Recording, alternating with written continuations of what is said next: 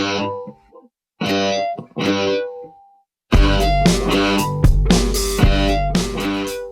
there, it's Phil. Welcome back to the show. I am here with Sky Tatani. Hi, Phil. Hi, Sky. What are you reading your stocks on your computer? I'm trying to deal with a Dropbox issue. And Christian Taylor. Hi, Phil. Hi, I'm Chris. not dealing with a Dropbox issue. No, you're dealing with no issues whatsoever. None today. None. That is fabulous. Hey, it's a podcast. What do you know? Hey, it's a podcast. And we got video. Hey, it's a podcast. So lend an ear. The Phil Fisher podcast starts right here. Oh, we'll talk to Sky. Hello. Hi. And Christian, too. How do you do? And we've got a guest right here for you. You'll get to meet her in a minute. Hey, it's a podcast, so lend an ear. The Phil Fisher podcast starts right here. The Phil Fisher podcast starts right here. That was a no mistake intro. I heard it. Not bad. We have a lot of racket going on in this building today, don't we?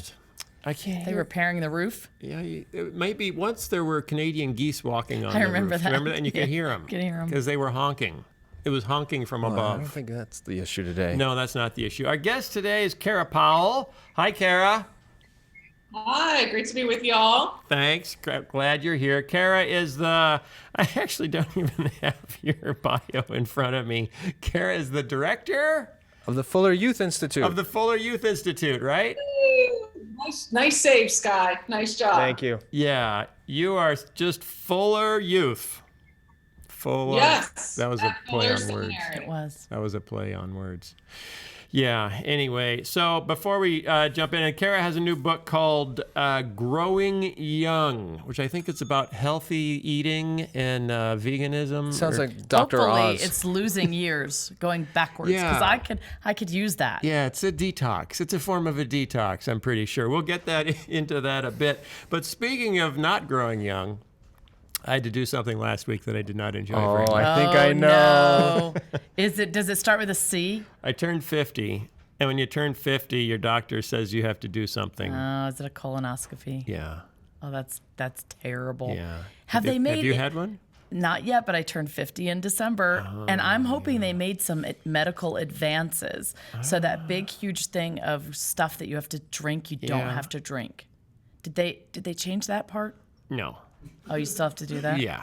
But I thought Yeah. there's less to drink. It's more powerful. Maybe. I don't know. it's like human it used to be Drano. like a gallon. What is it now? It used to be called Go Lightly. Yeah, it used to be called Go Lightly. Go lightly? Yeah. Yeah. What'd they Oh, give that's you? a horrible name. It was in a gallon jug, Oh. but I drank. It was very confusing because the doctor gave me instructions for what I was about to get from the pharmacy, and the thing from the pharmacy did not match the instructions. Okay. So the thing You were very confused. Yeah, so I had to call and say, well, this doesn't match this. And they say, well, just drink it. So every 15 minutes, you drink 8 ounces of this stuff where you think, oh, it's just water. That's fine, until you try to drink it, and it's thick water. Oh. Yeah. It's viscous water. It's water that bites back. This is now really making me not want to do this and wait Yeah. till more medical advances come forward. And you have to drink 8 ounces of it as fast as you can.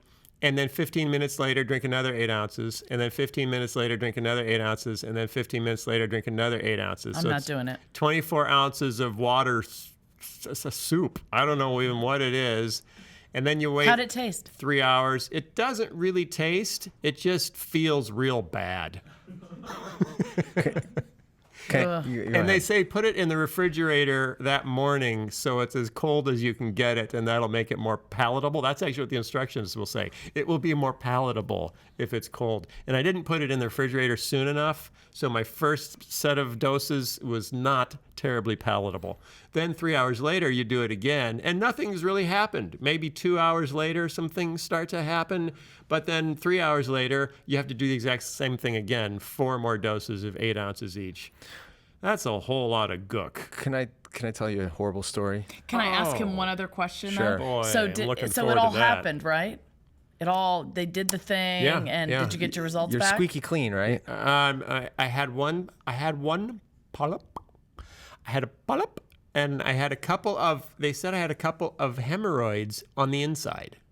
Like, I don't even. And that's not metaphorical. No. It may have been. I don't know. I didn't really appreciate that news. I didn't know that you could have hemorrhoids on the inside. I thought they were an outside or an inside-outside thing.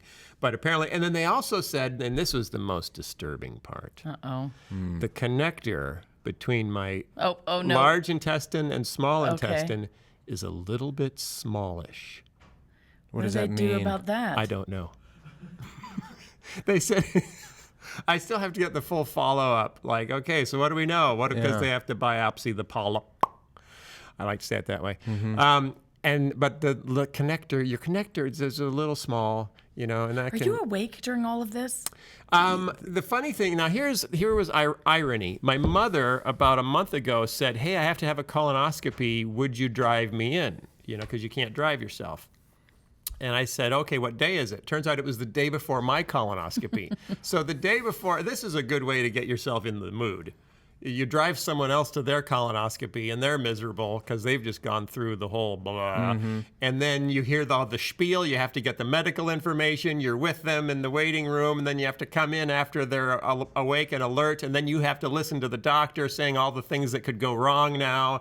And I'm in the middle of fasting for my own colonoscopy. So it was like Groundhog's Day. It was like, gosh. whoa, I'm doing this. But it was at a different hospital. For my mom, they did not knock her out. They put her in Twilight. Twilight. She was in Twilight. Is that where there's vampires and werewolves fighting each other? She was between the living and the dead. She was neither here nor there. So she says she was kind of awake and could kind of see the screen that they were looking at, but couldn't figure out what she was looking at. Okay, so then I was kind of prepared for that. I was like, oh, and they gave her fentanyl. They gave her what killed Prince. That's not good. That's not a good idea. Okay. She's not much taller than Prince.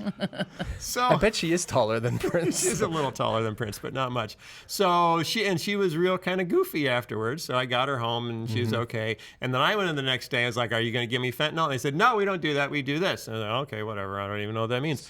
And I go in and they give me something and then just You were gone. I'm gone. That's how I want it to be. I'm gone. Yeah, but the procedure itself is like nothing. The procedure is It's not the nothing. pain. It's the knowledge. It's not the pitch. It's the wind up. It's the same reason why I never get a massage by anybody who can actually speak English.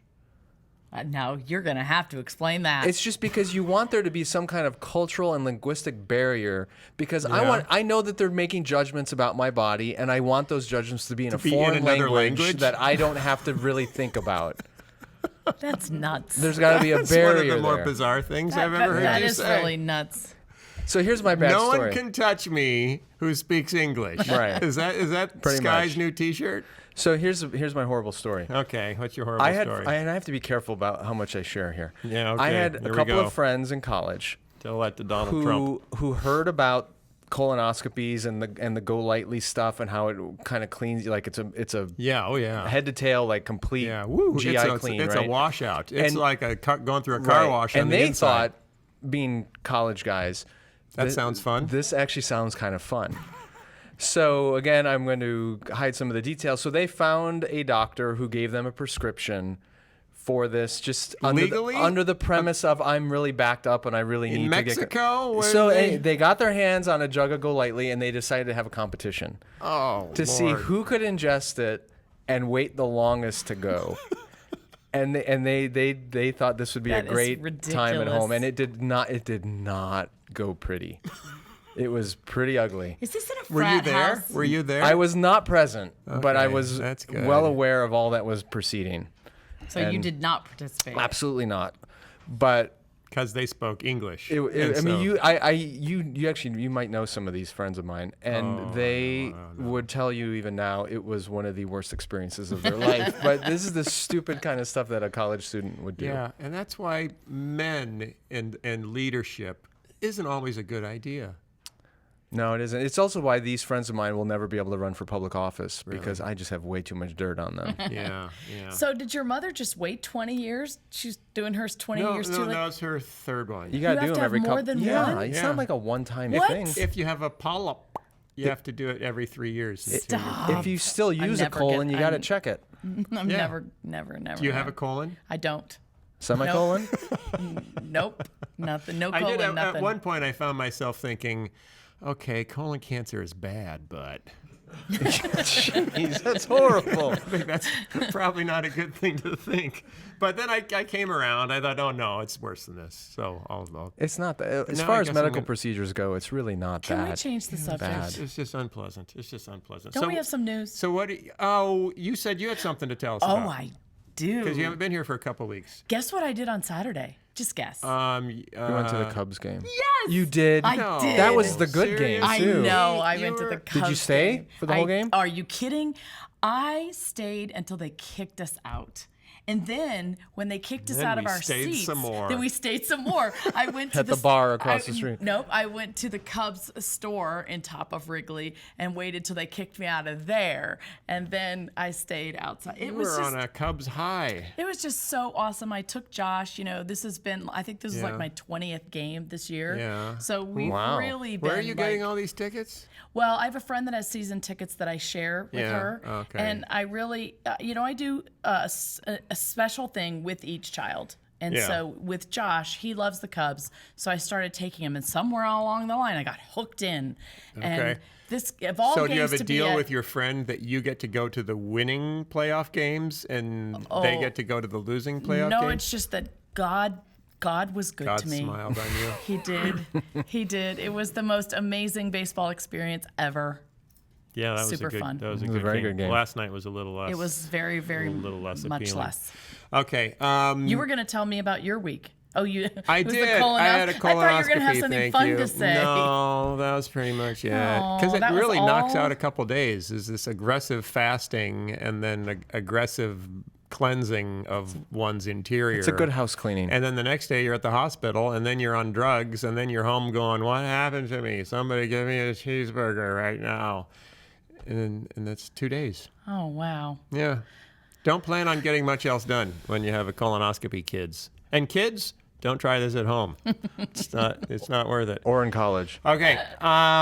We recorded last Friday, a week ago ago Friday, yeah. for the last podcast, which happened to be the day that then we found out all the fun things Donald Trump has said on buses with microphones that he The didn't Hollywood know. Access party bus with So Billy Bush. Yeah. that was before. You recorded that episode before Yeah, all that. yeah, so we couldn't talk about it. Well, it's been I don't. quite the news cycle I still don't since really then. want to talk about it.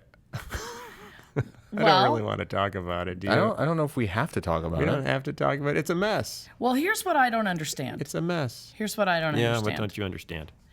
What I don't understand is I just don't understand how so many Christians that I know look past the character of the individual and they say it doesn't matter. What matters is that he's going to be a Republican in office and appoint Supreme Court justices that we like Yeah. and people in positions. And so I'm just going to close my eyes and vote for the Republican ticket. Well, that's why we have Kara on the show to explain all this to us. Kara, can you explain all this? Thanks for that segue. I'd rather not actually. So, but I look at this, Bill. I don't think I mentioned this when I was on the show last. Multiple people have said that you actually look like my husband. Really? So, same kind of hair, same kind of glasses. I think my husband's hair is a little more brown and a little less gray. Okay. But yeah, you guys could be like brothers. What about So- what about the part of your husband where his large intestine and small intestine connect? Is that Yeah. also That connect- abnormally small? Is it a little on the small you know, side? my husband is over 50, so he has had his colonoscopy, and I don't remember that being one of the notes. So I guess they're not biologically Okay, related. okay. But we get tests for being biologically related. We vary in colon connectors. As that- opposed to cola connectors, which are the people that pass out soft drinks on the beach. What about semicolons? Is that what that is? A semicolon, yeah. If your colon is too small, it's a semicolon. I'm fairly certain. Okay, that was a really extraordinary pivot from the question we asked you. You're not letting I her was off the wondering hook? if you guys were going to notice that, or just kind of let me roll with, hey, I don't No, want to talk about this. we're gonna do a I was thinking about whole how Phil looks like my husband. we're we're going to do a whole episode, I think, in a couple of weeks on the election, because Sky's teaching a Sunday school class on it. Aren't you, Sky? An adult Sunday school class. It's not 3-year-olds. Before the election, because aren't there only a couple of weeks left? Yeah, we'll get it in. We'll get it in. We'll get it in. Okay. We'll get it in there. It'll be great. I'm sure there'll be more news. I think actually there'll be more news after the election, because I'm genuinely worried about what's going to happen after the election. Civil unrest. It's going to be some serious badness, I think, in terms of how it's all going to. It's not good. It could be a 50-50 split Senate, which would be quite interesting. Fun to watch. We've been there before. That's only once. That's but we survived. Look, we're still here. We did survive. Not a lot got accomplished, however, during that time period. Well, what's gotten accomplished since then? Not much. Okay, so there you go. We're all good. Kara's first book was Sticky Faith. We talked to her about that on episode, and someone will fill in the episode number later, because I don't remember which one it was. Which was Sticky Faith was about helping your kids grow up with faith and making faith more sticky to younger folks, right? Yep. Yeah, really research indicates that about half of young people drift from God and the church after they graduate from high school. So we at the Fuller Youth Institute try to figure out why and what churches and families could do about it. So that was Sticky Faith. Right. And then you did that, and the problem wasn't solved because you did the book. Yeah, unfortunately, that book and all of our online resources didn't yield to 100% faith adoption by teenagers long term. So, darn it. So yeah, we need to do another research project, and that is Growing Young. Okay, so what was the difference between the second research project and the first one? Yeah, so Sticky Faith focused on young people and families. Growing Young focused on churches and church systems. What we learned from Sticky Faith is really churches make the most progress when it's kind of an across-the-board commitment to understand and engage with young people. So we thought, we learned that in a secondary way through Sticky Faith. So we thought, with Growing Young, what if we studied the churches that are doing some of the most amazing work with 15 to 29-year-olds? The best research indicates that the church overall in the U.S. is shrinking. No major denomination is growing, and it's also getting older. 18 to 29-year-olds represent just less than 20% of our population here in the U.S., but they're about 10% of U.S. churchgoers. So in the midst of the church shrinking and aging, we wanted to find bright spots where God is really doing amazing, amazing things in teenagers, college students, and young adults. And did you find those churches by looking at just the population and the age demographic in the church? What we did is part of what I love about being at Fuller is that we've got a network around the country. So we worked through 3 different groups of people. We worked through denominational leaders, so 15 different denominations, including the Roman Catholic Church was involved in this research. They nominated churches. We worked with 7 other schools beyond Fuller Seminary, and then we worked with about 12 other leaders from organizations like Catalyst, the Creek Association, Orange, who have a national perspective. So we really got these recommendations from people who are in the know, from denominations, schools, and then national leaders. Okay, and if I can just summarize your findings, it was that churches need to be hipper, trendier, need loud music, and coffee bars, correct? Clearly, you have read our research very thoroughly and analyzed it. That's actually one of the bigger surprises, Phil, is what you alluded to, is that we have all these myths of what it takes to engage young people well, and our research was able to dismantle some of the myths. I'll just rattle off a few of them. You don't have to be a particular size church. We were a little afraid when we started that we were going to end up with a sample that had a lot of really large mega churches. Not that there's anything wrong with that. I've been part of those. I am part of one now. My whole family is. But what we ended up finding is churches from less than 100 to over 10,000. You don't have to be a particular age. We have churches in our sample who are less than 5 years, but we have a lot of churches that are over 100 years. You don't have to be a certain denomination or lack thereof. You don't have to have a certain hip or a cool factor. That's like common myth that, well, it's the hip churches that are, meeting in bars and coffee houses with these skinny jean clad leaders that are doing the best work with young people. And, we certainly have some of those in our sample, but that is by no means the majority of these amazing leaders. So are you saying that Sky can take off his skinny jeans and still reach the next generation? I don't think I can take off my skinny jeans. Yes, he's able to, then yes, he can take off those skinny jeans. I told you not to get them wet once you put them on, Sky. Okay, sorry, Kara. Yeah, no problem. So go ahead. part of what we ended up doing is, I think sending a positive message to churches that you might think you can't reach people because of X. You're too old, you're too small, you're too rural, you're too urban or suburb, whatever it might be. And our churches are so diverse. In fact, half of them are not predominantly white, which we're also thrilled with. Just the amazing ethnic diversity of these great churches that are growing young. Wow, cool. Okay, so you came up with 6, you call them 6 core commitments that were common. Were they common with almost all these churches?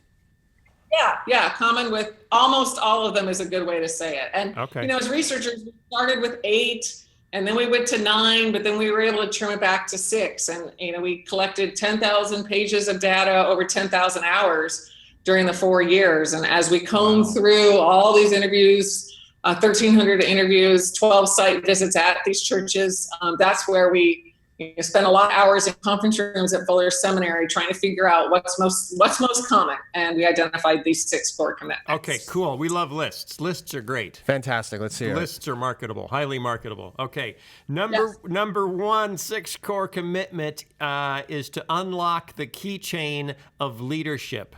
I have no idea what that means.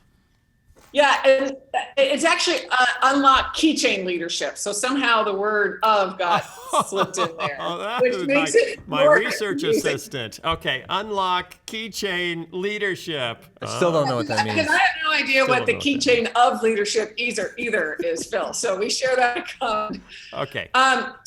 Yeah. So, and number 1, the first core commitment, it was the most common starting point. By no means was it the only starting point, but the 6 that we listed them in the most common chronological order.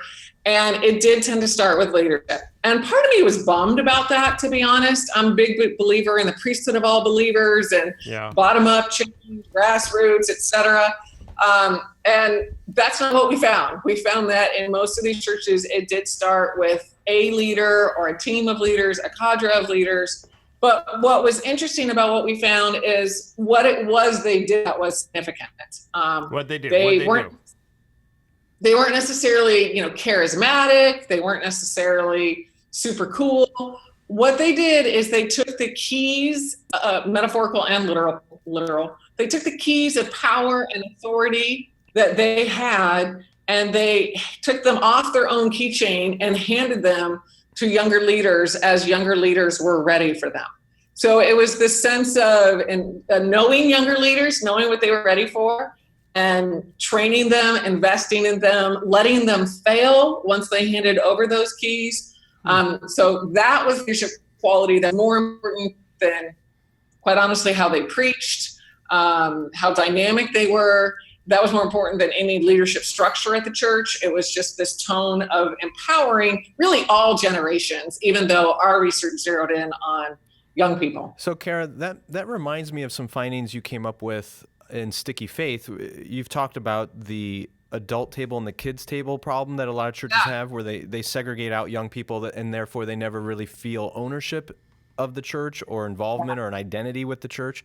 So is this that same idea translated into leadership, where when young adults are given the keys, when they have some leadership responsibility, they take ownership of the thing, they're invested in it, and therefore they stick? Yeah. And thanks for quoting me back to me, Sky. Sure, that's anytime. Awesome. Love that. What we talked about in Sticky Faith, just what you said, is there's too many churches. There's the adults table and the kid table mentality. So no wonder young people drift from church, because it never really felt like theirs. Right. Well, this this is kind of increasing that sense that the church is theirs, where they feel like they are needed, and not just in the youth ministry, in the overall church. And so as the youth ministry is part of that, but this isn't just about starting a student leadership program in a youth ministry. This is about thinking, how can young people be involved in children's Sunday school, in leadership decisions as appropriate, in worship music, in tech, etc. So, and across the board, validation of young people's skills and gifts. Cool. Cool. Okay. Moving on to number 2. And this one sounds kind of touchy-feely. I don't know if this one works. Empathize with today's young people. Empathize. Yeah. Well, empathy is kind of a big word these days, not just in ministry fields, but in all sorts of other professional fields too, medicine, business, etc. And what we found in these churches is they didn't look at young people as lazy or entitled. That's what we hear so much about young adults today. Yeah. Lazy, they're entitled. And, maybe there's a degree to which that's true, but these churches looked beyond those labels and understood the journeys and the quests that young people are on. And as we've reflected on it at Fuller, our theology and psychology faculty have contributed to our understanding here.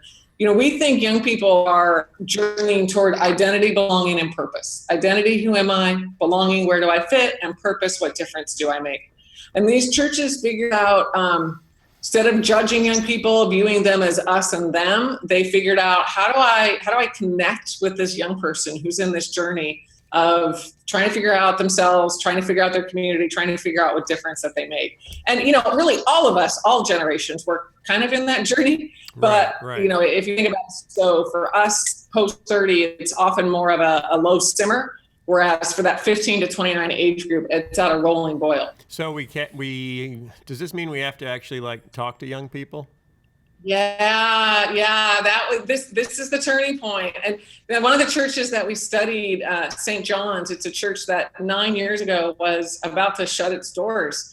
And now it's a church of 1,500 people, 1,000 of whom are under 30. Wow. Yeah. And what was interesting, though, is when young people started coming to the church and participating, there were some adults who didn't quite know how to relate to those young people. One woman we met, we'll call her Gladys. Gladys is maybe in her late 50s and had been part of the church for decades. And, lovely Gladys, the young people, college students were coming and they'd be standing, say, in a huddle in a circle, talking in the church foyer, and she would try to go over and talk to them.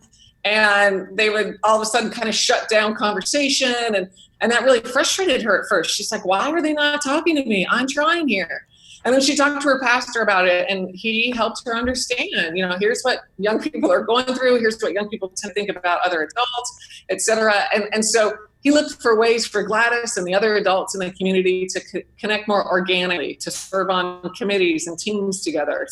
They did an adult college student mentoring program. And so, Gladys got to build those relationships. But it was interesting to understand and hear about her transition from kind of judging young people as being cliquey to getting to know them and appreciate their story. And now she became part of their story, really. Cool. So the foyer ambush isn't necessarily the best way to get to know the youth in a church? I think you just got to get on Snapchat.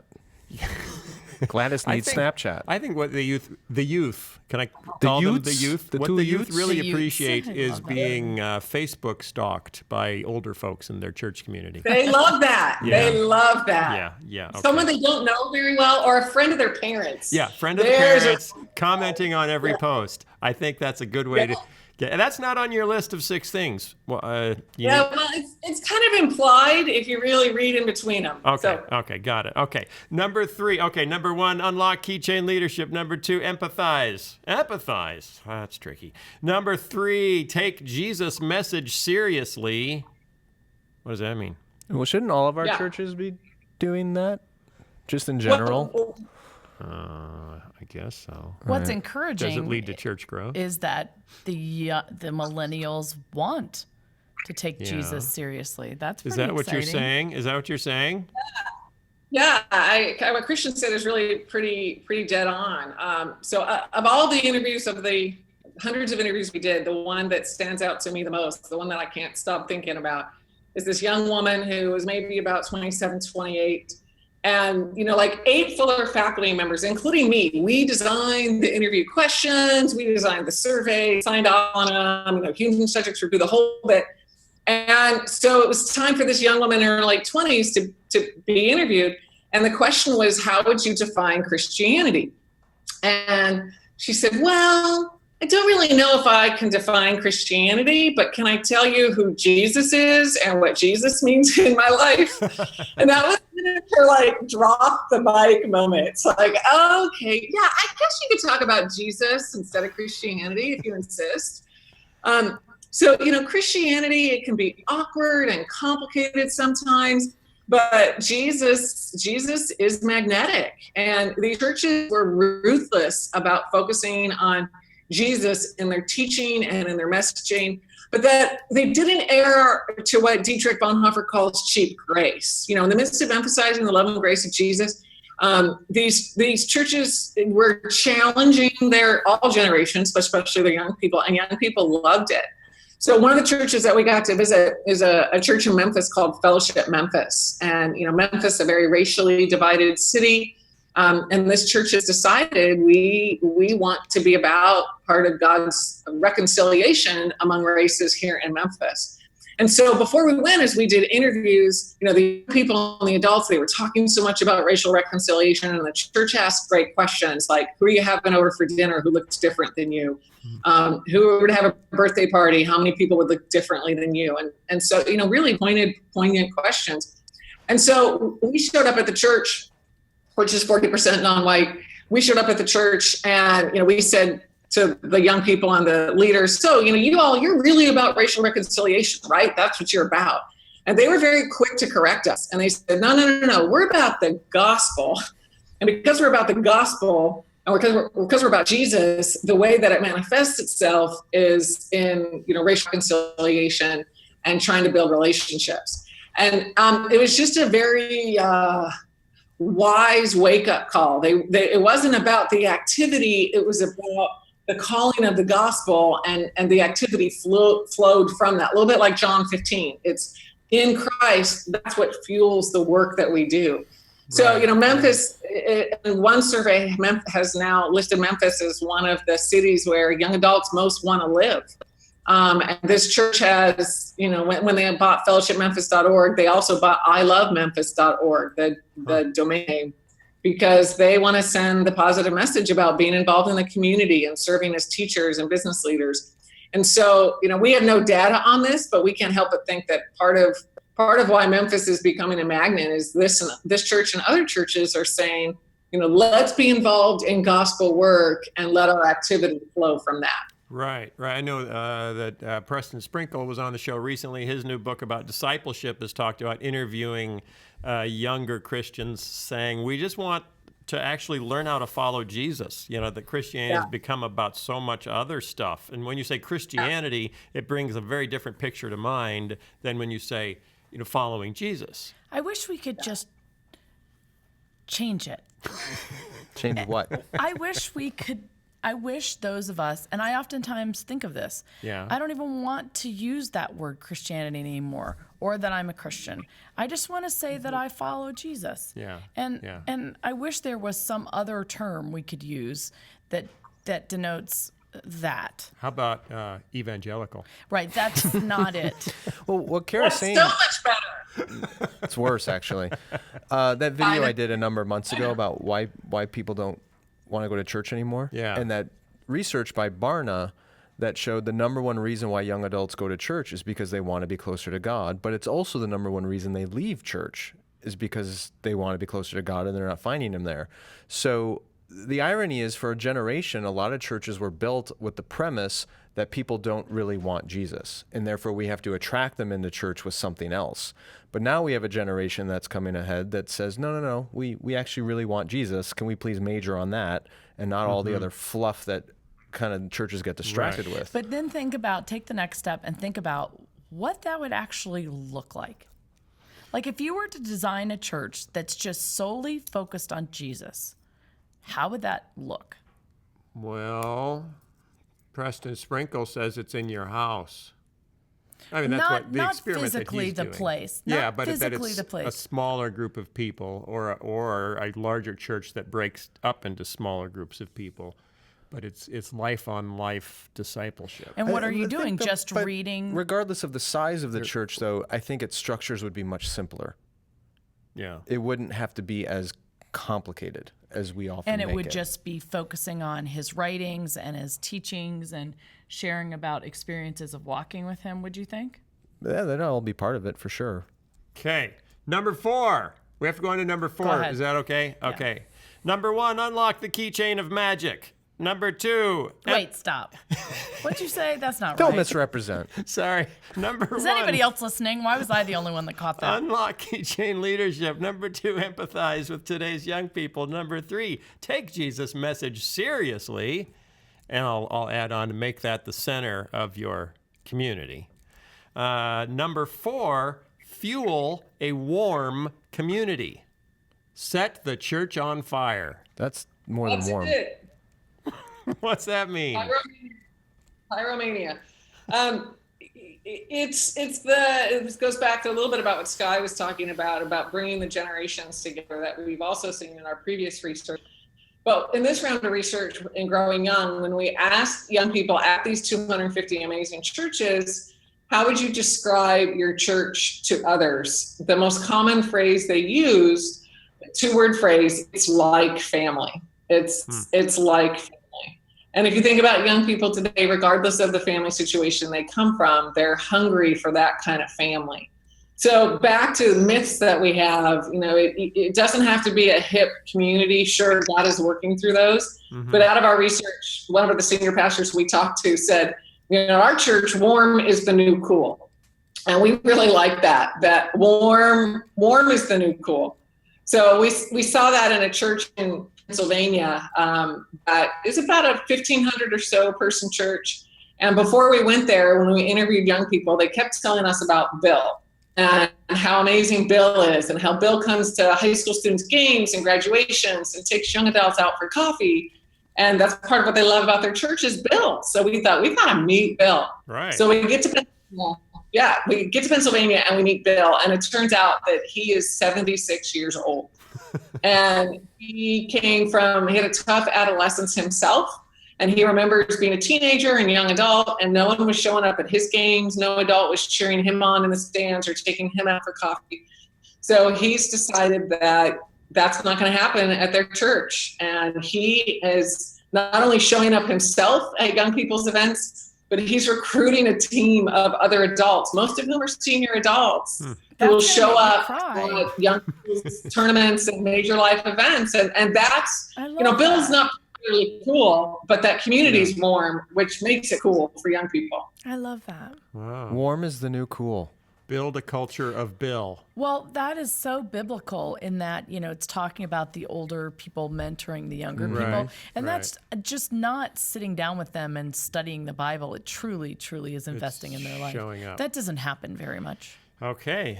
Fuel a warm community. Got it. Number 5, prioritize young people and families everywhere. Did I get that right? So we call this the hinge point of the 6 core commitments, because you can do the first 4 things we talked about and be a good church, but not necessarily be engaging young people per se. And we feel like this is the clincher that really helps a church engage young people. And it's an inordinate, disproportionate prioritization on young people. And for some churches that we studied, that did mean budget, staff, facility, but again, by no means all, maybe not even most. For other churches, they look for other ways to prioritize young people. One of the churches that we got to visit is a 200-person Latino church here in the Los Angeles area. And I'll tell you, it's a Baptist church, but it is the most Pentecostal Baptist church that I've ever been to. And they were realizing as adults that young people weren't coming to the worship services and didn't really want to be part of the church because it was all in Spanish. And so these adults decided that we're going to be willing to offer parts of our worship service in English, even if it means we can't fully understand it all, or if we have to learn even more English to understand it, because we're prioritizing young people. we are going to offer this in English. And so, that wasn't a financial decision. That was a what's best for young people decision. Could you? And what I oh, go ahead, Phil. Could you also summarize this priority, though, as deprioritizing the elderly? Oh, you know what? I'm so glad you asked that, because see, I went into our research assuming that was the case. Like, I'm a math-minded person. Yeah, it's a zero-sum game, right? Yeah, if you've got 100% of your energy, if you've got a piece of pie and you give one group a larger piece of pie, then by definition, some other group has to suffer, whether it's especially since the elderly are the ones who really love pie. Right, yeah, exactly. They do gravitate toward pie. That's true. And so we went into research, and I mean, of anybody on the research team, I pushed this point the hardest. Like, okay, if they're prioritizing young people, who suffers? Right. And so we asked senior pastor after senior pastor this question: who suffers? And I think I can say unanimously, or certainly, by far the vast majority, said nobody suffers. That when you give young people a bigger piece of the pie, everybody benefits. It's like the whole pie grows.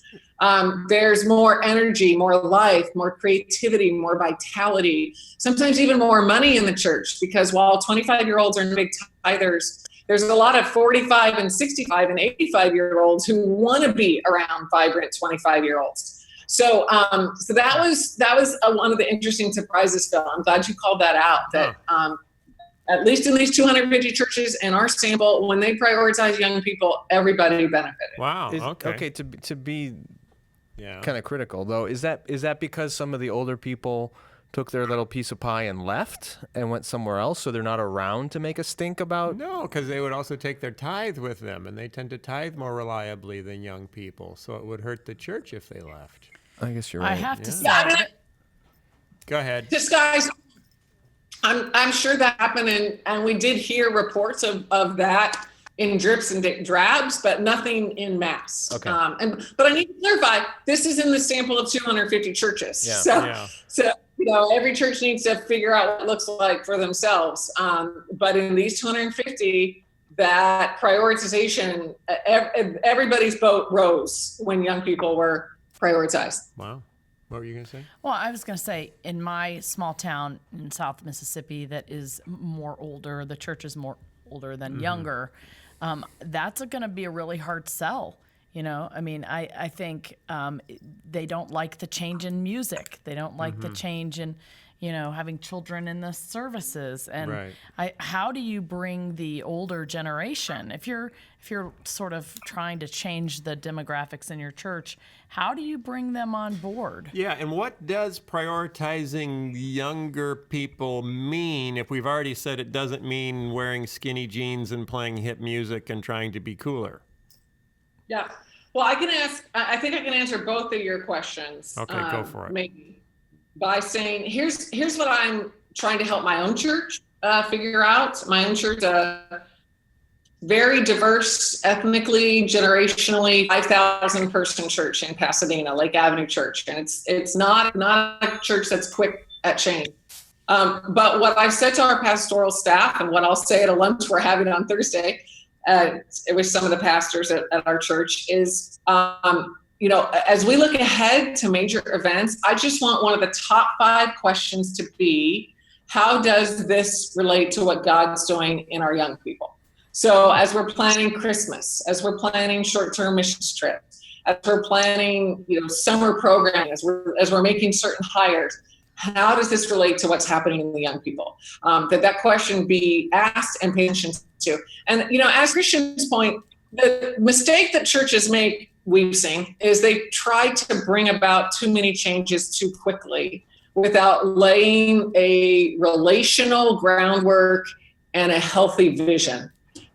So actually we get into this in the Growing Young book. Our whole last chapter is how do you bring about change? I think what needs to change, which is really what the 6 core commitments are, that's an important question. But how do you bring about change, I think, is an even tougher question. And the churches, I can share about 5 things, but just to share one, Our favorite definition of vision, and this is a definition from my colleague at Fuller, Scott Cormode, is that vision is shared stories of future hope. Shared stories of future hope. So the churches that are casting vision really well are telling a lot of stories, and they're involving the right people at the church in telling those stories. And they're helping those 65-year-olds understand how those stories relate to their own grandkids. Because that is the soft spot for senior adults, is they think about their own family members, and for a lot of senior pastors too. Think about their own kids, grandkids. And so, how does your church's vision connect tangibly to your congregants' extended family and what they care about, even if they're not living in the city, but just kind of iconically stand for that. Right. Cool. Okay. And number 6. All right. This is the last one. Number 6. This is the big finish. Are you ready for this? Mm-hmm. This is a big finish. Let's go. This is the climax. I'm ready. Be the best neighbors. Woo! This is when we blow the confetti cannons. Be the best neighbors. Be the best neighbors on your block. Kara, do you mean individually as Christians in the church, or do you mean the church congregation being a good neighbor to its larger community? Yeah. Or both? Collectively or individually? Right. What we saw in the research is more the latter, but certainly not to exclude the former. And, we wrestled. We actually spent a few hours talking about, do we say best neighbors? Does that sound elitist, et cetera? But really, what we saw in these churches is that they neighbored well. Helped young people neighbor well, and they were good neighbors to young people. What does that look like? Excuse me? What does that look like? Give us an example. Yeah. So locally, nationally, globally, they were engaging their young people in God's kingdom and justice work. And so, earlier I mentioned about Fellowship Memphis, this church in Memphis. I like what they did, actually, and I can't say that this was true in a majority of churches, but it's pretty striking, is they told their people, look, instead of us starting a bunch of ministries at our church to help those who are poor and needy, Memphis already has plenty of nonprofit. How about our church members? We get involved in the nonprofits that already exist, infuse them with faith, and neighbor through that. I know. You made Sky Chair. Yes. Oh my goodness, this is something that drives me up the wall. I heard this in Portland years ago at Imago Dei, which is Rick McKinley's church, and they had the same policy. We're not going to start any new ministries that someone else has already started in this community. We're going to get our people involved in what others are already doing, and it's a way of really seeking the common good and the flourishing of the community and advancing the kingdom of God, rather than just thinking institutionally about we need to advance our church. And it pays such huge dividends. How do you know? Because it just does. Because the greatest resource God has given this world is His Spirit-filled people, not a bunch of organizations. And if we can get our people out, but unfortunately, so many churches keep people so busy within the mechanisms of the institution that they don't do that much good. Get it. Well, who's going to man the coffee bar? I know. If people are going out and working in soup kitchens, Sky. Huh? The Holy Spirit. Oh, he's If you're going out and barista. working in other places, you don't need a coffee bar. But you also need leaders in the church who are affirming the work that people feel called to do outside the church. Like when a woman says, you know what, I feel really compelled to volunteer week after week after week in the public schools. Therefore, I can't sit on this committee in the church. We need church leaders and pastors who will say, that's wonderful. No, we have to guilt trip her. No? No. But that's exactly the barrier I think we come up against a lot in churches. Okay, so we got to wrap it up because we're running out of time. But what do you? Okay, we're not all pastors, we're not all church leaders. What can we do to make a difference in our churches or Christian communities for youth if we don't have direct power? Yeah, 2 thoughts. One, I think I would guess all of us know a young person, some 15 to 29-year-old. And so I would say, take that person out for coffee, not in a weird stalkerish way, but hey, I want to give you more. I want to understand you better. If that person is part of their church, your church, ask them what they think about your church and what they enjoy, what doesn't make sense to them. person is not part of your church, all the better. Talk to them about their previous church experiences, faith, what they think of the local churches in the area, etc. So, we're all about building relationships. So you don't have to be a pastor to build a relationship. I mean, one of my dreams, I think, I have no data on this, but I would guess that probably almost every young person in the U.S. knows an adult who's a Christian. And so if we could somehow help adults who are followers of Jesus build relationships with young people, whether that's your barista, your niece, or your neighbor, all the better. The second thing I will say is that, as pastor now, I'm not a pastor, I'm not practicing church now, but I'm involved in our congregation. I often feel like I'm kind of guessing and guided by assumptions. So we've come up with a free assessment that anybody can take. It's 18 questions, takes 5 minutes, profiles these 6 core commitments, and helps you figure out where your church is strong and not so strong. And we give you a roadmap just for your church. That's free at churchesgrowingyoung.com. So get to know a young person and take 5 minutes taking the churchesgrowingyoung.com assessment. Cool. Okay, our guest is Kara Powell. Her new book is called Growing Young, 6 Essential Strategies to Help Young People Discover and Love Your Church. That subtitle's a little long. It's a little 6 essential, no? Okay. You're not a book editor. 6 essential, I love it. on. I love it. It's fantastic. 6 essential strategies to help young people discover and love your church. The website is churchesgrowingyoung.com. I'm going to try to summarize everything we just said with a song. If you want to read a book by somebody wise as an owl, you should read Growing Young by Kara Powell, because she's done a lot of research and she's done a lot of study, and it got kind of messy and it got kind of muddy, but she learned a lot about the youth, and that's not the ones that are long in the tooth, not like your great-great-grandma Ruth, but it's the ones that are young and are fun and are done. And Kara Powell is the one who's begun to explain it to us. All right. Okay. Thanks, Kara. Thanks for being on the show, Kara. I was hoping the colonoscopy was somehow going to make its way in. But I forgot about that. Oh, can I do it again? And the Cubs. Can you put them in there? The Cubs. Oh, I love the Cubs when I'm having a colonoscopy. and you can imagine the rest. It writes itself from there. Yeah. So go do 3 more years of study and write another book so we can have you back on, okay? Awesome.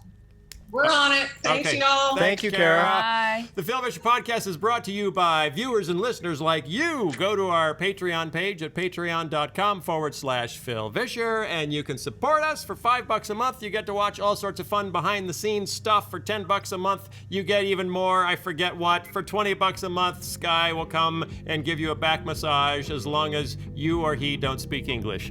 And we will see you next week. Bye. Bye, everybody. Bye, guys. The Phil Vischer Podcast is produced by Phil Vischer Enterprises and recorded live at Jellyfish Labs Studios. This episode was edited by Jason Rugg and was fact-checked by absolutely no one. For more information, go to philvischer.com.